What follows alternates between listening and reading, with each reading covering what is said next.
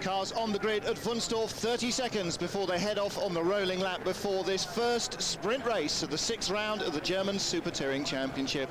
I'm Martin Haven. Manuel Reuter there on pole position after a scintillating qualifying practice which established on this high-speed circuit at the airfield at Wunstorf just which are the quick cars in this German Super Touring season. And they are, without question, Opel's Vectra, Peugeot's 406 and Honda's Accord. Now, to fans of the British Touring Car Championship, to see the Honda Accords going so well will be no surprise. New suspension layouts on the car, as yet unraced, have really helped transform it, in the opinion of Gabriele Tarquini. Not to the extent that the Italian was 2.6 seconds quicker in qualifying, which he was at one stage near the end. That lap was disallowed as they figured either the timing screens had gone wrong or something in the computer system was malfunctioning. Stefano Modna's Alfa Romeo there, stationary. He should be starting 16th. They get him a little push start. You can hear the car going into gear. Well, this will be a disaster for Modena if he can't start. But Manuel Reuter on pole for Opel from Laurent Aiello, currently lying second in the championship for Peugeot, the reigning champion. Gabriele Tarquini and Tom Christensen third and fourth, and what a change around for Honda's fortunes this year. Jörg van Ommen in fifth and very happy with it after a shoulder operation last week. Hillary in sixth ahead of Michal Krum in the best of the Nissans, and Emanuele Pirro, who won the main race here 2 years ago, in 8th place. Uwe Altzen and Johnny Cecotto, the points leader, only in 10th place. Altzen damaged his car running over a railway line off track and picked up a puncture in qualifying. Roland Asch, perennially happy, but this time not out-qualifying his Nissan teammate ahead of Alexander Burgstaller. Christian Apps next up, and Smokin' Joe, really a damp squib in qualifying. The BMW's high downforce, not suited for this low downforce, fast circuit. Christian Menzel down in 17th place, as you can see there, in amongst the privateer teams, and Leopold von Bayern in 20th in what is 5 races from the end of his career. Marco Bromberger and Oliver Meyer further down the order, and you'll notice that the Bermani Auto team of Marco Bromberger and Klaus Niedzwietz running with a big Swiss flag on the roof. That's because today, the 1st of August, 707 years ago, Switzerland declared independence, and their 707th birthday being marked by the Bermani team with the big Swiss cross on the roof of number 17 and number 16, the Opel Vectras of Klaus Niedzwietz in 18th, I beg your pardon, in 19th on the grid, and Marco Bromberger in 21st. So this circuit here, 5.05 kilometers, 3.1 miles. It's essentially 2 long, fast runway sections interrupted by little chicanes, temporary chicanes, and then they form a V shape, and linking across the top of the V is another section on taxiways, including 2 fast right-hand corners, the second of which is a flat-out 230 km/h 6-gear corner. Maximum speeds here, 250 k's. These touring cars are reaching, so in terms of outright speed, this is Germany's equivalent perhaps of the British Touring Car Round at Thruxton. Of course, the Formula 3 single-seaters who race here have the wings canted right off, some of them in fact a la Thruxton, using just a lower plate element and no top element to the wing at all, just really using the wings to trim out for stability. And it looks as though it's a transmission problem that will rob Stefano Modena of a chance to start here. The Alfa has had 100% starting and finishing record in the German series, and Stefano Modena will be disappointed with that indeed. But the front row of the grid then, Manuel Reuter, fastest in qualifying by some 0.4 of a second, 1:45.3 to Laurent Aiello's 1:45.7. Gabriele Tarquini was on pole by 2.6 seconds, but that was ruled to be less than accurate. He now starts third ahead of teammate Tom Christensen, and don't forget, Tarquini won the main race at La last time out. Sprint here last year and the main race, both won by Laurent Aiello, Steve Soper and Emanuele Pirro for BMW and Audi, the winners in 1995 on this circuit. So it's been used twice in this series, but at the moment it looks as though it'll be an Opel, Peugeot and Honda slipstreaming special.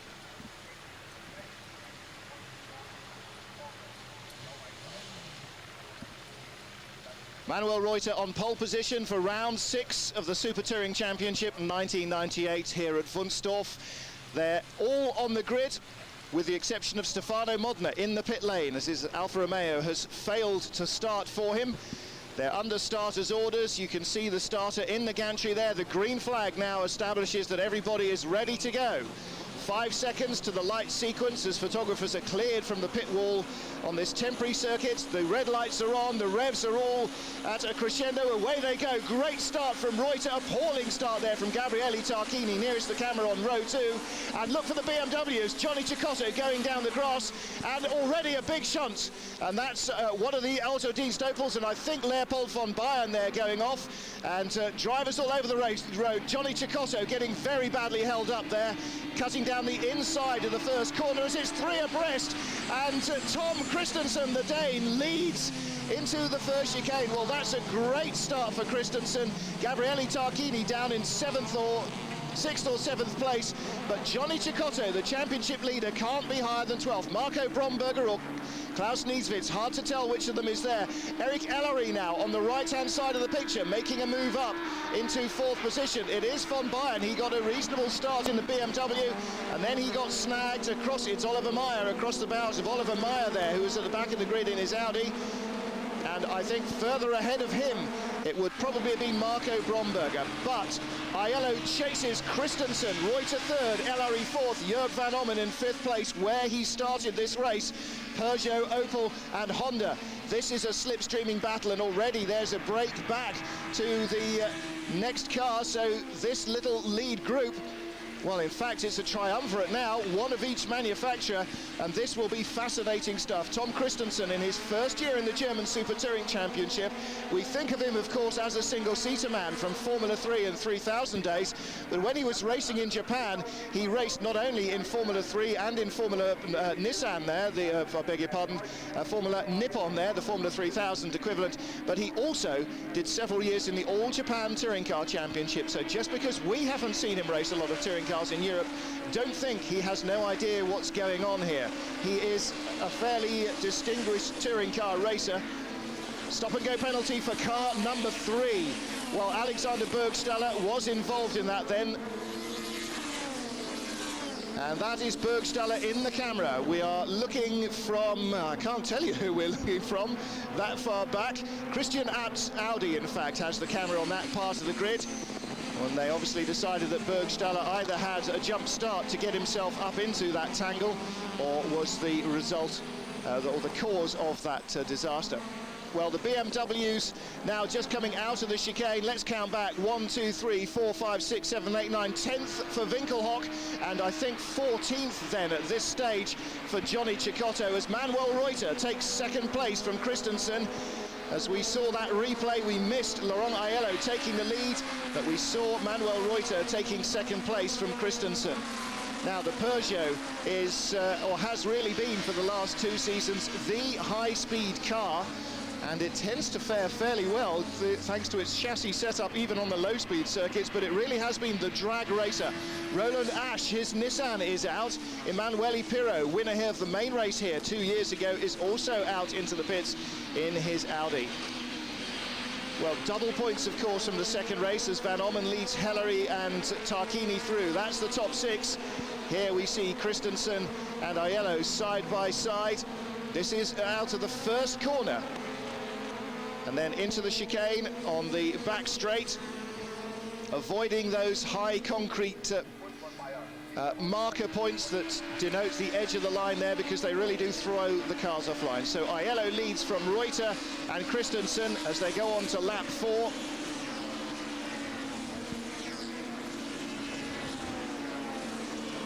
Fourth Van Ommen, 5th place is still Eric Ellery.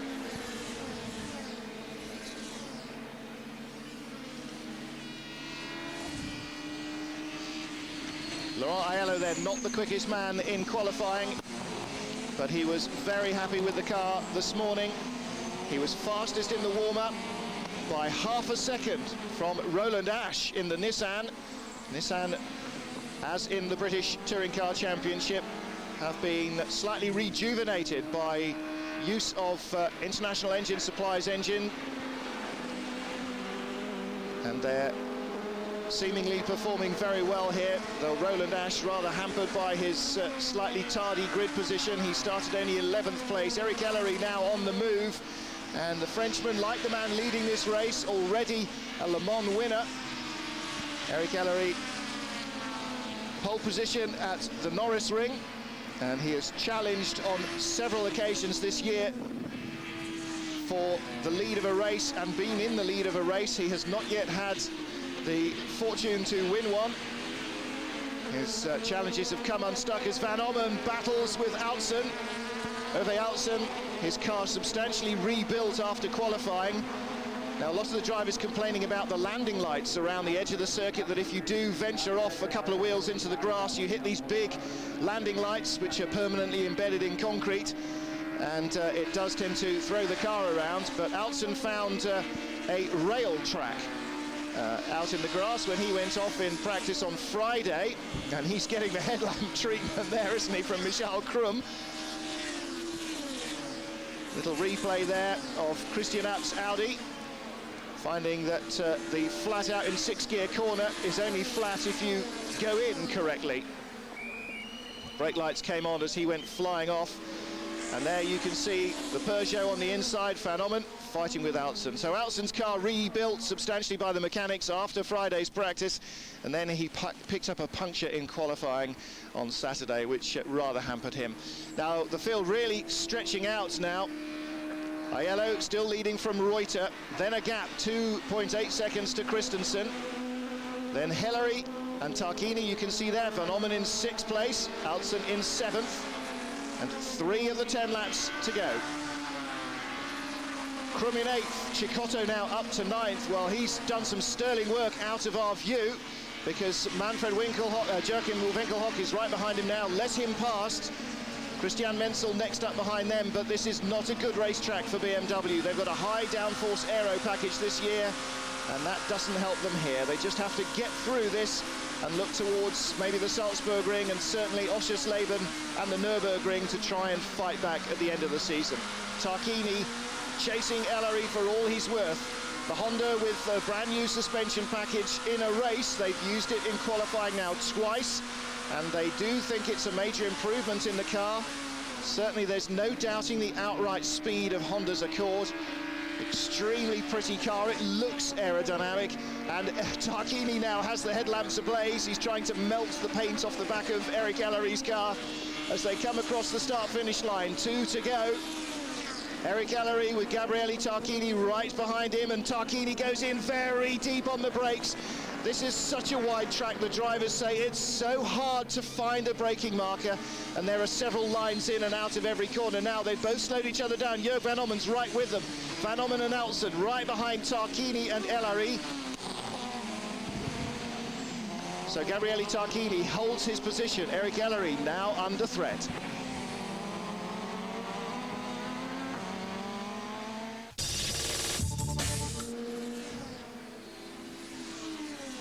This is Gabriele Tarquini. He has retired from round 6, the sprint, and look at him. He is breathing very heavily indeed. He went off flat out in 6th gear at over 230 kilometers an hour. Look at this. The tail of the Honda steps out, and he's a passenger from there on. On the brakes, trying desperately to slow it onto the damp grass. It picks up speed once more, and how it stayed away from the barriers, the Lord only knows. But Tarquini off and out of the race, bits of the under tray flying off, and clearly the car damaged in that excursion. Gabriele Tarquini made it round the next corner at a very reduced speed, but he is out. He's got a puncture on the right front, and it looks as though he may have some further damage underneath the car. And Gabriele Tarquini, his heart must be thumping after that one. But that is good news for this man, Johnny Cecotto, because Cecotto is now up into 8th place. He's got Emanuele Pirro right behind him, and then Joachim Finkelhock, his teammate. So Cecotto now, he would have been in 9th, but with Tarquini out from 4th place, up into 8th place. He started 10th on the grid, and that is not where he wanted to be, but at the moment they're doing the best they can. So Johnny Cecotto, the championship points leader, as was, I beg your pardon, it's not Emanuele Pirro, we saw him go out earlier. It is Frank Bieler, who celebrates his 34th birthday. Look back from Tarquini's car and see how fast the scenery travels over that concrete track there in the grass. and bouncing around all over the circuit. And look at the poor man fighting at the wheel, trying to find some gears, get the car slowed down, and then try to find some traction to get back out onto the track. Meanwhile, an enormous margin now between the yellow car, Laurent Aiello, the leader, and Manuel Reuter in second place, and third place, Tom Christensen. Now, Christensen has got Jörg van Ommen in fourth place, the second of the Peugeots, and Uwe Altzen closing up behind him. There was a little bit of a sort out between them. Then Eric Ellery, who's down to seventh from Michael Krum, and then Cecotto, Biela, the former British touring car champion, and Winkelhock, the other former British touring car champion of three in this field. We've already seen, of course, Gabriele Tarquini, the 94 champion, go out here. Christian Menzel and Franz Engstler some way back from this group. And for Cecotto this weekend, it really is damage limitation. The BMW's not expecting to go well here, although the other teams spent all of yesterday afternoon after qualifying saying, yes, they may be a long way down the grid, but BMW always goes better in the race than in qualifying. Well, a lot of the reason for that is the way the BMWs get away from the start line, with rear wheel the driven axle as they launch away from a standstill, unlike the front off the driven wheels, and therefore almost encourages extra wheel spin. In a race though, the BMWs around the street tracks do well because they're high downforce cars, and on the tighter, twistier circuits they do well. But here, where it's all about slipstreaming and outright straight line speed, their high downforce aerodynamic setup that they've chosen for the year does not do them many favours. And so here it is, just get on with it, do the best you can. You can see how he's being hounded by Biela. Biela doesn't care. He just wants to race as well as he can. And after a year struggling with the four-wheel drive A4 Quattro in Great Britain last year, he's now struggling with the two-wheel drive version here. But still, he puts the move in on Cecotto. He goes up to 8th. Cecotto now down to 9th, but fighting back. And the rear drive BMW's accelerative grip out of the corners again can't be underestimated. Jochen Winkelhock now towing up behind Biela. Biela using the wet part of the circuit, but that's not to cool his tyres down, that's to try and defend an inside line, because look at the range of cornering abilities there are here. Winkelhock takes the place on the way in, Biela takes it back on the way out, but Cecotto goes in behind him, and so somehow Winkelhock manages to shuffle Cecotto back up ahead of him without obviously using any team orders. Coming up now, this is the 6th gear right-hand corner they're just coming into now. This is absolutely flat out, accelerating all the way through here, picking up from 230 up to 250 Ks. And he's waving his finger at Cecotto. He is waggling a finger in the mirror. Don't you dare do anything stupid, he's saying. At maximum speed, braking down there for the 2nd gear right-hander. 3rd about now, 4th gear now on the exit. Pulling up to 5th gear, and in the pits there is the number 25. That's Leopold von Bayern, I beg your pardon, the Isert BMW, out of the race. We saw him in trouble at the first corner, even before the first corner, even at the start, he was in that start line incident. So across the start-finish line they come in a moment. Here for 7th place with Frank Biela's Audi.